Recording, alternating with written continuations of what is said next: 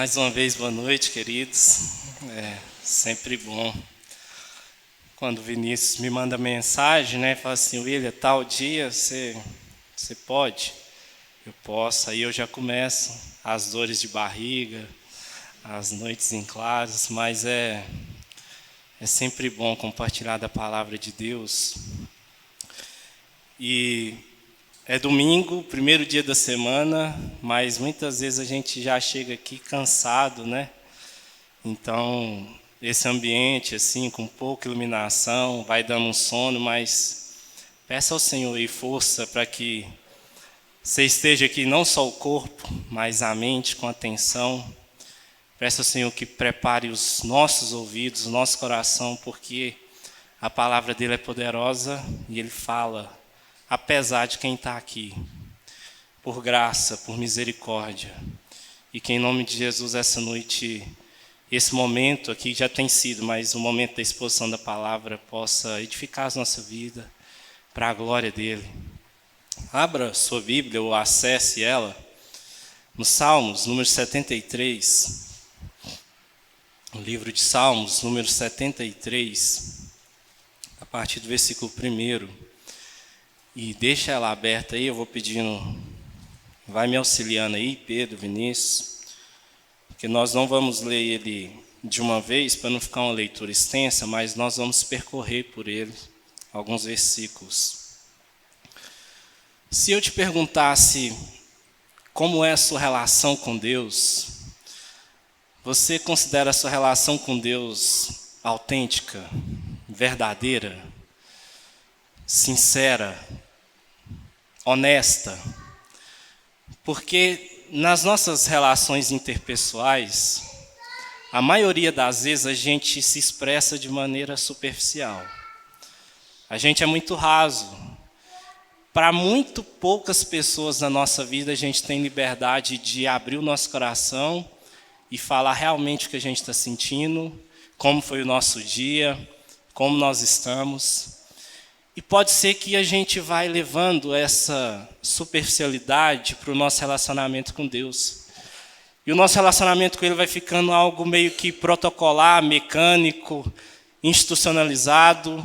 Às vezes o nosso dia foi um lixo, a gente está arrebentado e a gente vai dormir, a gente fala aquela oração protocolar. Senhor, obrigado pelo dia, abençoa minha noite, em nome de Jesus, amém. Mas, na verdade, não é isso que a gente queria expressar para Deus naquele momento. E o livro dos Salmos, esses 5 livros, que na nossa Bíblia é unido em um só, o Salmo 73 abre o terceiro dos livros, dos 5, ele muito nos ensina sobre isso, porque os salmistas, através das poesias, das canções, eles expressam verdade no que eles estão sentindo. Se é adoração profunda, intensa. Se é gratidão com fervor. Mas também se é dúvida, se é questionamento, se é crise, se é dor. O salmista não esconde isso de Deus. E ele coloca diante do Senhor com verdade.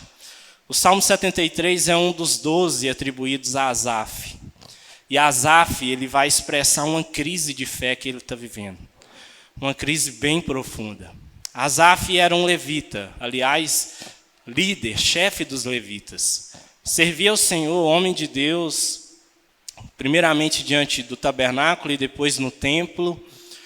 E cantava ao Senhor, louvava o Senhor com seus dons, com seus instrumentos musicais.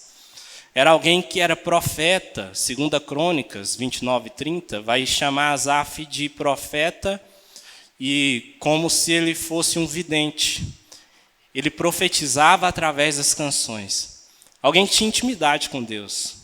No mesmo livro, capítulo 5, 12 em diante, ele vai relatar que Asaf e outros levitas louvavam diante da aliança do Senhor, diante do santuário do Senhor, e a presença de Deus manifestou naquele lugar. Foi tão forte, tão intenso, que aqueles que deveriam entrar, os sacerdotes, para fazer ali o momento, não conseguiram. Então Asaf tinha experiência grande com Deus, profunda. E ainda assim ele passa por uma crise. Porque a Bíblia ela não quer nos apresentar super-heróis. Ela nos mostra homens e mulheres que foram grandemente usados por Deus, mas não deixaram de ser homens. Ainda assim necessitam da graça, de misericórdia, da ação do Espírito Santo. Por mais santo, temente, íntimo a Deus que os homens aqui apresentados são e foram, eles passam por momentos de crise. E eu acredito que eu e você, em algum momento da nossa caminhada de fé, a gente não está imune, não está blindado a essa crise. Vamos ler o versículo 1 a 3 e nós vamos descobrir qual é a crise que Asaf está passando durante o Salmo. Nós vamos ver o que essa crise causa nele e como ele a resolve, como soluciona. Eu leio na NVI, versículo 1, Salmo 73. Diz assim: certamente Deus é bom para Israel, para os puros de coração. Quanto a mim, os meus pés quase tropeçaram, por pouco não escorreguei, pois tive inveja dos arrogantes quando vi a prosperidade desses ímpios. O salmista começa declarando que Deus é bom. Ele serve na casa de Deus, ele sabe da bondade do Senhor. E o problema é que esse conhecimento, às vezes, tornou para ele, nesse momento de crise, apenas um conhecimento histórico. Ele sabe de todas as bondades de Deus para o povo de Israel. Ele simplesmente não se sente enquadrado nessa bondade. Ele sabe o quanto Deus é bom, mas não consegue se sentir amado nesse momento, se sentir abraçado por esse amor. Então ele tira os olhos do Senhor e olha para a sua vida. Alguém que é temente a Deus. E ele observa só luta, só peleja, só tempestade, só deserto, só montanha. E nem é dos legendários, é montanha ruim, é montanha de problema.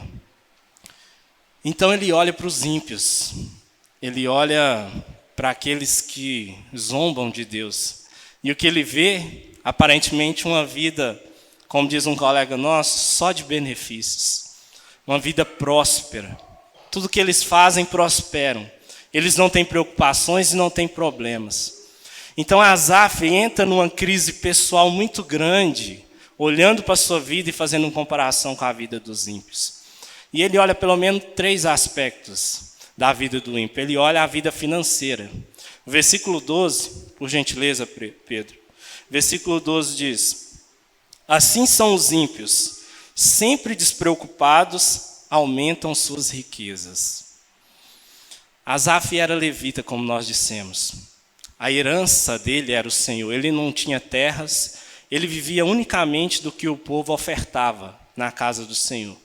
Se o povo parasse de dizimar, os recursos dele cessavam. E ele olha para o ímpio e vê um cara que tudo que os olhos dele contempla e deseja, eles têm condição de comprar. A riqueza deles só aumenta. Eles só prosperam. Mais que isso, eles não têm preocupações, diz o versículo. Primeiro porque muito das nossas preocupações está ligado com questões financeiras. Isso é inevitável, isso é um fato.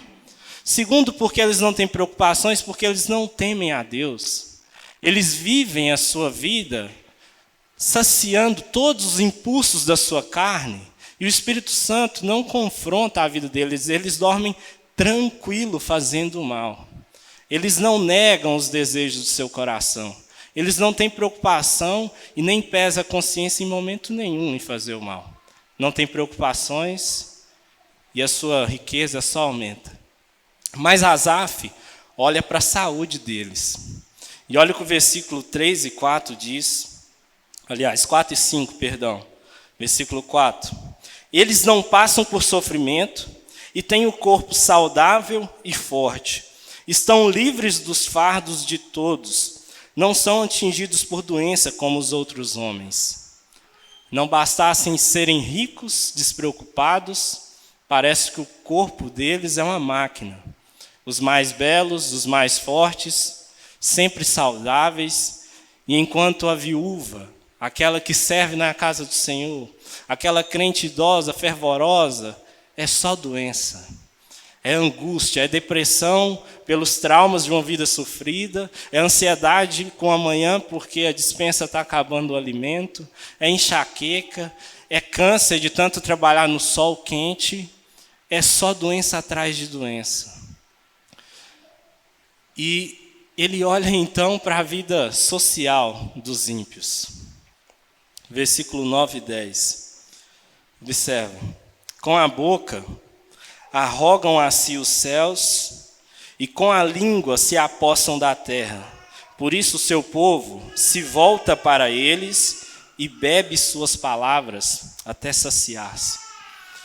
O ímpio, ele aparentemente, na visão de Asaf, é rodeado de plateia. Eles falam com uma arrogância, como se os céus e a terra fossem dele. Ele conta uma piada e tem público para rir. Ele fala uma coisa e tem atenção, tem os olhos voltados para si, tem público para aplaudir. Em contraproposta, eu não sei se você já foi em um ambiente em que a sua presença ali era insignificante. Você fala e não tem vez, alguém corta a sua conversa. É como se você não estivesse ali. Os olhos da multidão não têm atenção para você. Então ele vê tudo isso afundado na crise e faz uma declaração muito forte, versículo 13. Ele diz: certamente foi-me inútil manter puro o coração e lavar as mãos na inocência. A NVT traz um questionamento, uma interrogação. O que ele quer dizer é: Senhor, é em vão a minha vida diante do Senhor? É inútil toda a minha dedicação diante de Ti?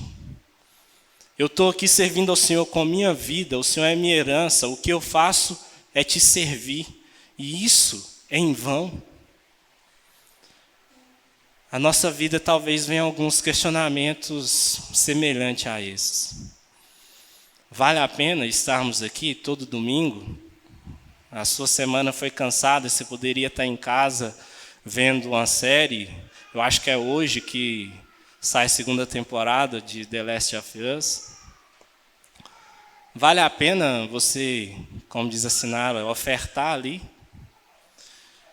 Dar uma parte do seu dinheiro para essa comunidade? Vale a pena você frear os impulsos pecaminosos que todo dia te atormentam e você trava uma luta intensa entre carne e espírito para que você agrade ao Senhor? Vale a pena você trilhar o caminho mais estreito, o caminho da cruz, e ter que estudar para fazer uma prova quando seus colegas estão todos colando? Você tem que suar dobrado para conseguir uma promoção no serviço, porque quem consegue a promoção não é por mérito, é por indicação, é aquele que puxou o seu tapete, é aquele que puxa o saco do líder. Vale a pena nós sermos fiéis a Deus? Vale a pena, Vini, você dedicar tantas horas da sua semana, toda semana, para estar aqui trazendo uma palavra de qualidade, tentando, se esforçando o máximo para abençoar esse povo? Vale a pena a Débora estar lá na salinha agora suando, porque eu vou para lá, eu sou, para tentar inculcar na cabeça dos filhos dos outros a palavra de Deus? Essa é a crise de Asaf. E nós não estamos longe e sujeitos a passar imune a este tipo de crise. E gera no coração dele a inveja. O que gera é inveja. Ele não só fica irritado ou indignado com o que ele vê, é gerado no coração a inveja. E o que a inveja causa? É o segundo ponto da nossa mensagem. O que a crise dele causa? Versículo 21 e 22, por gentileza, Pedro. Quando o meu coração estava amargurado e no íntimo eu sentia inveja, agi como um insensato e ignorante. Minha atitude para contigo era de um animal irracional. Quando o nosso coração está inundado pela inveja, o nosso coração é tomado pela amargura da alma e a gente perde a alegria de viver. Então a crise não só adoece o coração, mas a amargura adoece o corpo. E várias doenças estão associadas à amargura da alma, a inveja, a gastrite, a úlcera, a depressão. Então a pessoa recorre a vícios para tentar saciar esse vazio dentro dele. Ele vai para o vício da pornografia, ele vai para o vício do adultério, do álcool, das drogas. Ele está amargurado sem alegria de viver. Diz o texto que ele se porta como um animal diante de Deus, um animal irracional.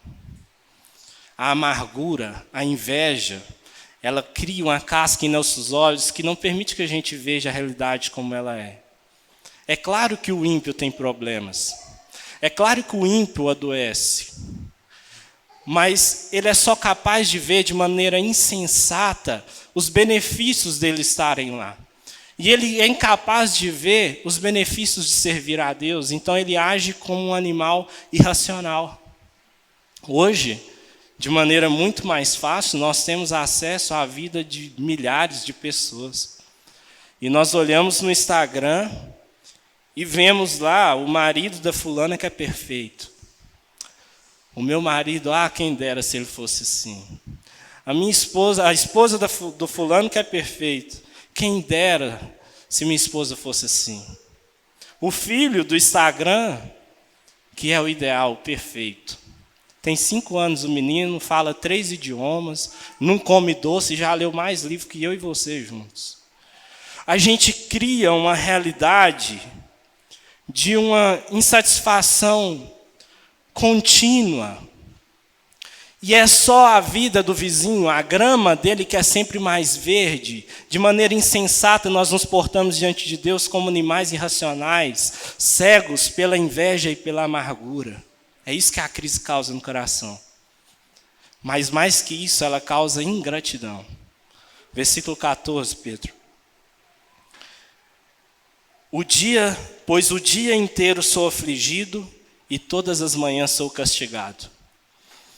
A única coisa que o salmista nessa crise consegue ver na sua vida é castigo e aflição. E a gente sabe que isso não é verdade. Só que ele é incapaz de ver tudo que Deus fez para ele e continua fazendo.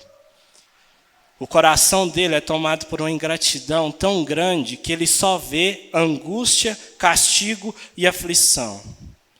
E tudo que um dia foi alvo de oração, que Deus concedeu, torna-se motivo para murmuração, para queixas, para ingratidão. A bicicleta que a gente tanto sonhou um dia já não serve mais. A moto que a gente tanto pediu já não presta mais. O carro, a casa do vizinho que é a boa, eu queria aquela. O esposo que eu queria aquela, a esposa que eu queria aquela. Eu queria que meus filhos fossem desse jeito. Essa semana eu vi um vídeo de uma menina, uma adolescente, esperneando-se numa rodoviária e quase agredindo a mãe e gritando aos prantos porque queria um iPhone da última geração e parece que a mãe deu de um número que era anterior. Geração de ingratos, incapazes de ver a bondade de Deus. Sabem que a bondade de Deus existe, mas não se sente parte dela. É isso que a ingratidão, que a cegueira, que a crise faz no salmista. Mas então como resolver essa crise? Graças a Deus o salmo não termina assim. Ele tenta resolver a crise por si só. Olha o versículo 16. Quando tentei entender tudo isso, achei muito difícil para mim. A verdade é que por nós mesmos a gente não consegue sair desse buraco. Se não for o Espírito Santo conduzindo os nossos passos, a nossa voz, nós não conseguimos sair desse lamaçal. Ele tenta compreender essas verdades que o aflige e ele acha pesado e difícil demais. É interessante o versículo 2, quando ele diz que quase escorregou, quase tropeçou. Porque ele olha para a vida do ímpio e ele almeja aquilo. ele inveja aquilo, mas ele não age como eles. Há uma refreação nos pés dele pelo Espírito Santo que o impede que ele dê o próximo passo.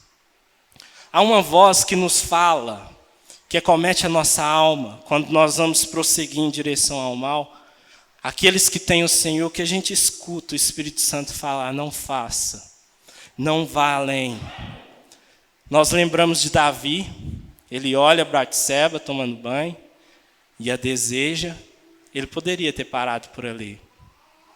Poderia ter confessado ao Senhor o seu pecado, fechado as portas, ido tomar um banho gelado. Mas ele dá um passo adiante. Ele manda chamar. Deita-se com ela, ela é engravida, e ele dá um passo adiante. Ele bota Urias, o marido dela, na frente da batalha para morrer. Ainda que o Senhor nos perdoe, e a graça dele nos alcance, e como cantamos aqui, o sangue dele nos purifica. As marcas do pecado, as consequências de não ouvir a voz do Espírito Santo, elas permeiam nas nossas vidas. O Espírito Santo freia seus passos, e é por isso que ele diz que quase caiu. Ele estava na beira do precipício, ele invejou aquela vida, mas não agiu como eles. O Espírito Santo freou a sua boca. Olha o versículo 15. Se eu tivesse dito, falarei como eles, teria traído os teus filhos. Ele almejou aquilo, mas não falou como eles. Asaf, como nós dissemos no início, era líder, era levita. Havia pessoas que se inspiravam nele. E se ele pronunciasse como os ímpios, ele não só trairia a Deus, mas seria pedra de tropeço para o povo de Deus. Nós não somos responsáveis só por nós mesmos, queridos. Os nossos filhos nos observam. Os nossos colegas de trabalho nos observam. Ele sabe, ele vê nossas publicações, ele sabe que a gente está aqui todo domingo. E ele observa a forma que a gente se porta, a forma que a gente fala. E muitas vezes, em vez de canal de bênção, instrumentos do Senhor, em vez das nossas palavras serem instrumento para a glória de Deus manifestar onde quer que estejamos, nós temos sido pedra de tropeço, porque tapamos os ouvidos ao Espírito Santo. Mas além de frear os pés, frear a voz do salmista, ele muda a chave do salmo, quando ele impulsiona o salmista ao santuário de Deus. Versículo 17, ele vai dizer: até que eu entrei no santuário de Deus, e então compreendi o destino dos ímpios. O santuário do Senhor era a habitação de Deus. E quando ele está diante do eterno, ele compreende as verdades eternas.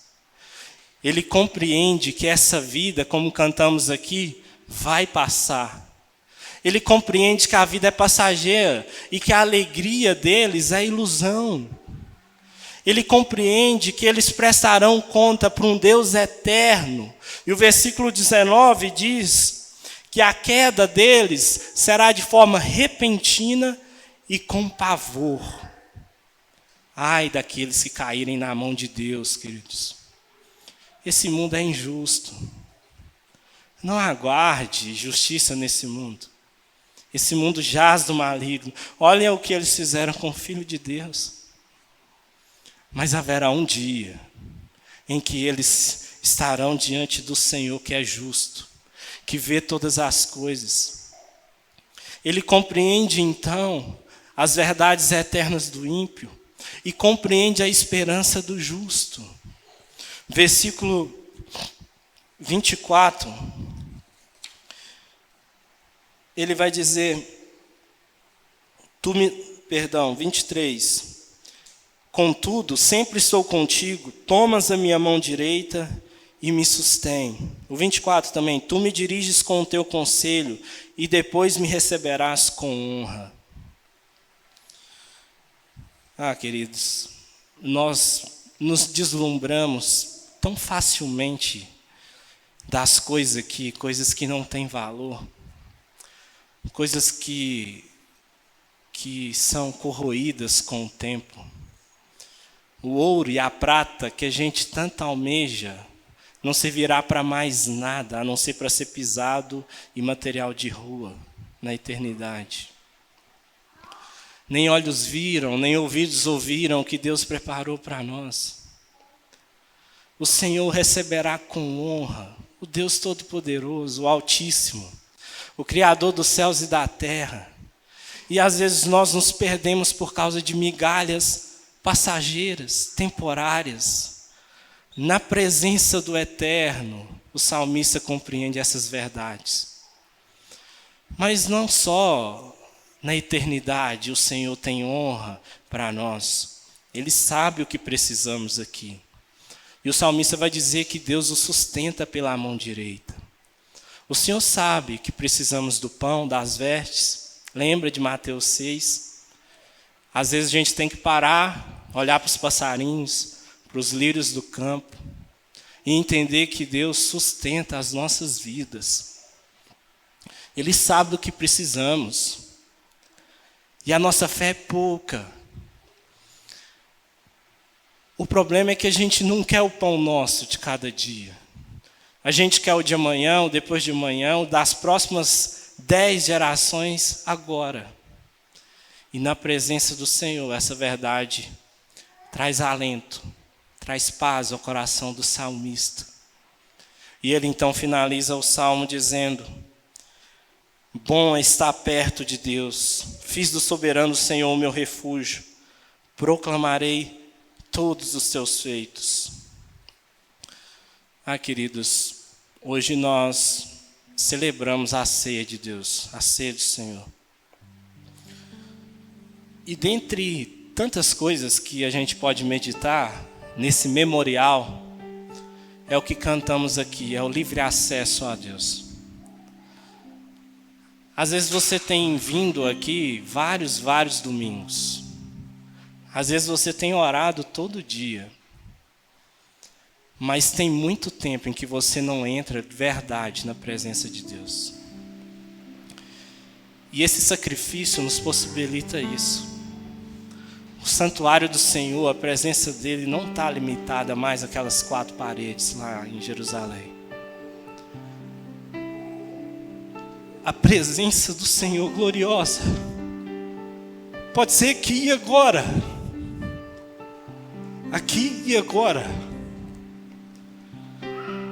Se a gente entender que esse amor, ele não é só plural e coletivo.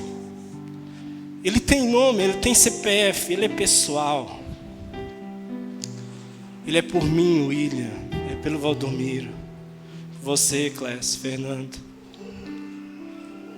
E às vezes a gente ofusca a visão, impede essa transparência até mesmo de reconhecermos a nossa fragilidade e estabelece com Deus esse relacionamento protocolar. E Deus tem mais para nós. Eu gostaria de nessa noite a nos convidar a entrar na presença de Deus. E confessar para Ele a nossa fragilidade. Senhor, eu tenho passado por essa crise, por esse medo. Você sabe a crise que você... Às vezes é diferente da do salmista, mas todos nós temos as nossas crises. E o Senhor pode trazer a cura da amargura, da inveja, da ingratidão, da doença física, do pecado. Ele pode trazer nessa noite. Coloque-se diante dele, feche seus olhos.